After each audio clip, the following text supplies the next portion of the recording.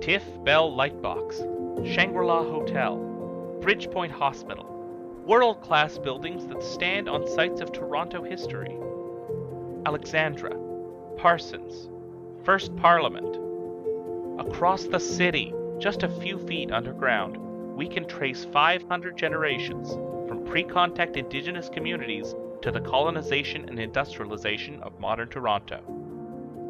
I once described archaeology as the experience of walking along the street knowing that there is a completely different world below your feet.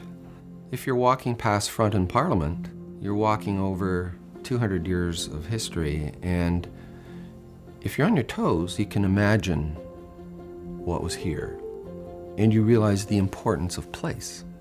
When I met Ron, I met someone who was interested in deep scholarship, in publishing, making information available to everyone, in establishing meaningful relationships. He's helped us all to think about how our work impacts other sectors and how we can develop relationships.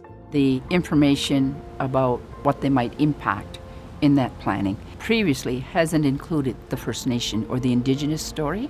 The Shared Path Consultation Initiative is a not-for-profit organization. We started out as a roundtable with Ron to create a wealth of information for municipalities, developers, First Nations. The idea that you can't forget the past in order to make the future. So Ron and ASI are now helping bring that forward. This is a beautiful piece of a pot. This is 500 years old, but the design on this is very reminiscent of designs one sees in the St. Lawrence Valley made by St. Lawrence Iroquoians, and maybe 10% of the Huron-Wendat, we believe, actually originated from that area. It's not my story. It's the Huron-Wendat story. From the very beginning of my archaeological work in the 1970s, I was encouraged by my mentors to engage with those communities about what we were doing. It began a process of recognizing that I have a responsibility to engage with people about their history.